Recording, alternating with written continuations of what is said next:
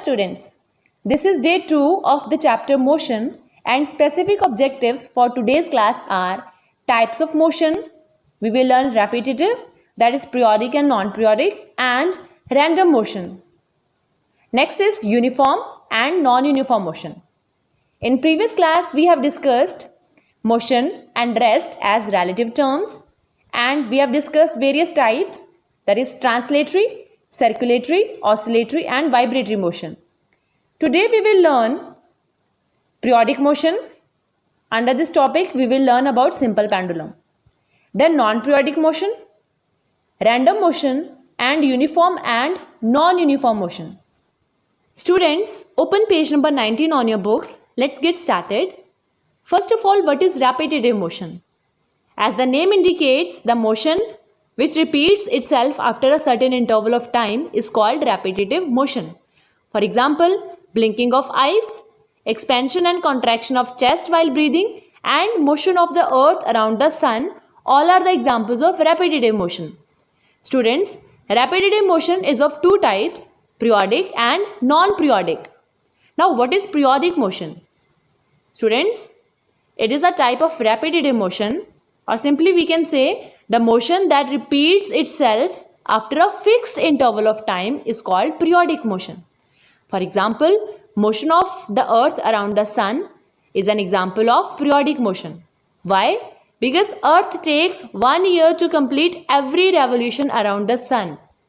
Similarly, motion of simple pendulum is an example of periodic motion because pendulum completes every oscillation in the same time. So it is an example of periodic motion. Students, let us now learn about simple pendulum in detail. A simple pendulum consists of a small metal ball called bob suspended by a long thread, as you can see, from a rigid support such that the bob is free to swing back and forth. Right? Let's learn few terms related to the simple pendulum. First is length of pendulum. Students, as you can see, the distance from the point of suspension to the center of the bob is called length of pendulum. Next term is one oscillation. Students, one complete to and fro motion of the pendulum is called one oscillation, or simply we can say motion of pendulum from point C to B and from B back to C is called one oscillation. Next term is mean position. Students, the position of bob when freely suspended pendulum is at rest is called mean position. Here in this diagram, position A is the mean position. Students, let's read the topic for better understanding. Simple pendulum. An ideal simple pendulum is a heavy point mass suspended by a weightless, inextensible and perfectly flexible string from a rigid support. Inextensible means that cannot be stretched. All these are the requirements of an ideal simple pendulum, but in actual these requirements are not met. In practice, these requirements cannot be fulfilled. As such, a practical pendulum consists of a small heavy brass sphere called bob suspended by a long fine thread from a rigid support, as we have discussed already. When the bob is displaced from its mean position, then it begins to oscillate in a vertical plane under gravity to and fro, means back and forth about the mean position. Means it starts making oscillations or it starts oscillating. The motion is regular and repeating, an example of periodic motion. Students, motion of simple pendulum is an example of periodic motion. Students, how can we measure the time period of a simple pendulum? First of all, let us understand what is time period. It is the time taken by simple pendulum to complete one oscillation. We have already discussed what is an oscillation. It is the motion of pendulum from point C to B and back from B to C. So time taken by the simple pendulum to complete one oscillation is called time period of the simple pendulum. How can we calculate it? Let us understand. Students, first of all, Set up a simple pendulum as shown in the diagram. Then set the bob of the pendulum into oscillations by releasing it from one extreme position, let's say C. Start the stopwatch simultaneously. Count 20 oscillations and stop the stopwatch. Note down time for 20 oscillations, right? And then how will we calculate time period? We will divide the time taken for 20 oscillations by 20. It will give us time taken for one oscillation, and time taken by the pendulum for one oscillation is called time period. In this way, we can calculate the time period of a simple pendulum. Students, we have divided this time by 20. Why? Because we have noted down time for 20 oscillations. If we note time for 10 oscillations, then we will divide the time taken for 10 oscillations by 10, right? Next is non-periodic motion. It's a type of repetitive motion. A motion that does not repeat itself at regular interval of time is called non-periodic motion. For example, motion of tides in the sea, a football player running in the field, etc. Let's read from the book for better understanding. Non-periodic motion. A motion is said to be non-periodic when it repeats itself at a non-regular interval of time. The motion of a car driving several blocks on a busy road downtown street. The motion of your dog on a walk around the block. The motion of fingers as they type on a keyboard. The motion of fingers as they play a song on a keyboard, and many more. All are the examples of non-periodic motion, as the motion does not repeat itself at regular interval of time.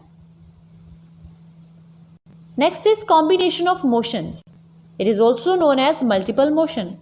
Students, when an object shows two or more types of motion at the same time, its motion is called multiple motion.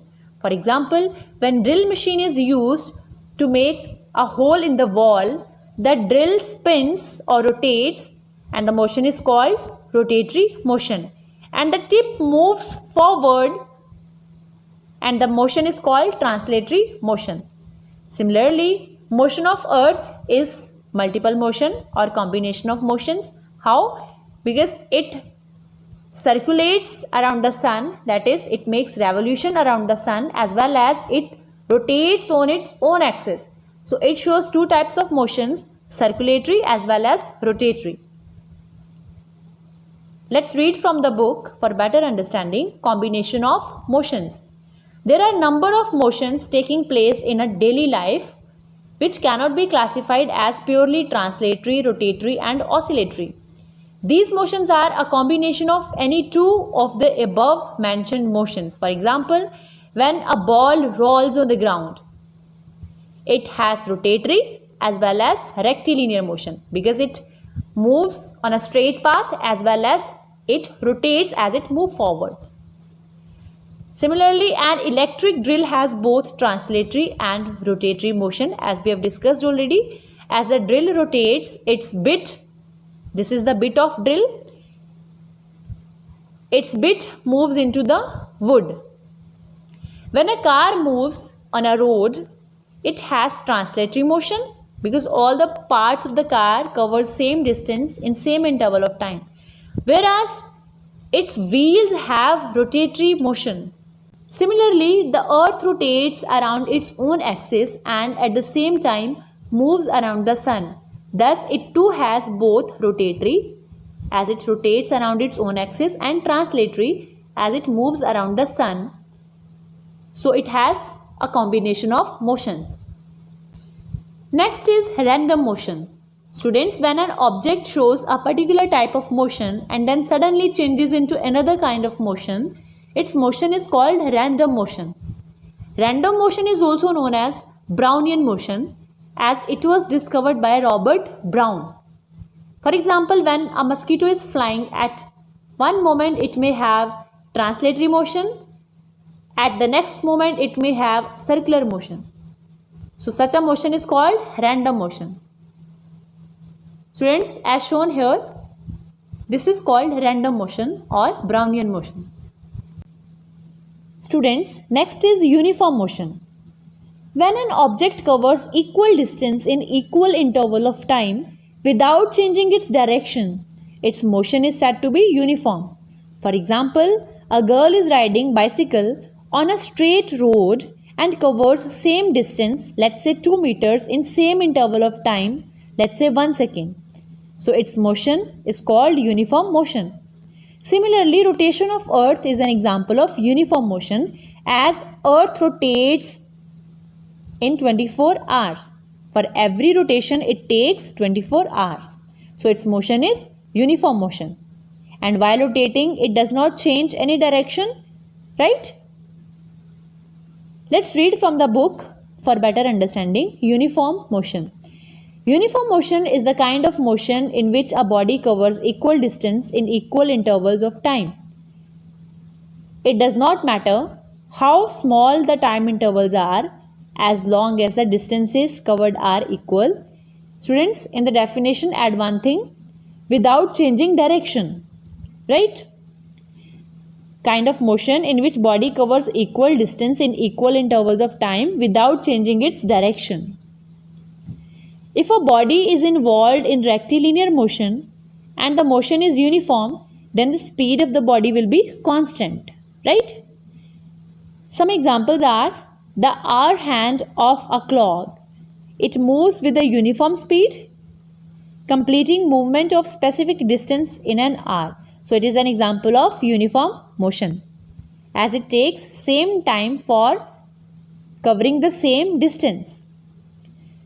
A car going along a straight level road at a steady speed is also an example of uniform motion, as it covers equal distance in equal interval of time. Next is non-uniform motion. Students, it is the opposite of uniform motion. When an object covers equal distance in unequal interval of time, or unequal distance in equal interval of time, or there is any change in direction of motion, its motion is said to be non-uniform motion. For example, a bus moving on a busy road will cover unequal distance in equal interval of time. So its motion is non-uniform motion. An object moving in a circular path. Students, although the speed of object may be constant, but as it is moving on a circular path, so its direction will keep on changing. So its motion is said to be non-uniform motion. Similarly, revolution of the earth around the sun is an example of non-uniform motion. Although it covers same distance in same interval of time, that is, it completes one revolution in 1 year, but its motion is non-uniform, because while revoluting around the sun, at every point earth changes its direction. That is why its motion around sun is non-uniform motion. Students, let's read the topic for better understanding. Non-uniform motion, on the other hand, is the kind of motion in which a body covers unequal distances in equal intervals of time, no matter how small the time intervals are. Students, one thing is not given in the definition: the direction. So add unequal distances in equal intervals of time, or there is any change in the direction of motion of an object, right? Example: if a car covers 10 meters in first 2 seconds and 15 meters in next 2 seconds, the motion is obviously non-uniform motion. If a body is involved in a rectilinear motion, means it is moving on a straight road or straight path, and if the motion is non-uniform, then obviously speed of the body will not be constant. Some examples are a horse running in a race. Its speed may vary, so it is an example of non-uniform motion.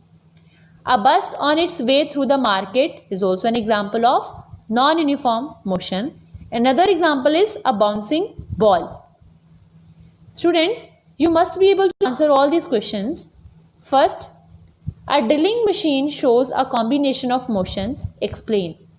Next, an oscillatory motion is always periodic, But a periodic motion is not always oscillatory. Explain with an example. Students, for example, motion of the earth around the sun is periodic, but it is not oscillatory, right? Next, what is a uniform motion? Then discuss how will you measure the time period of a simple pendulum. Last question is explain the following terms connected with the simple pendulum. First, length of a pendulum, then one oscillation, and then mean position. Note down all these questions and revise properly. Thank you.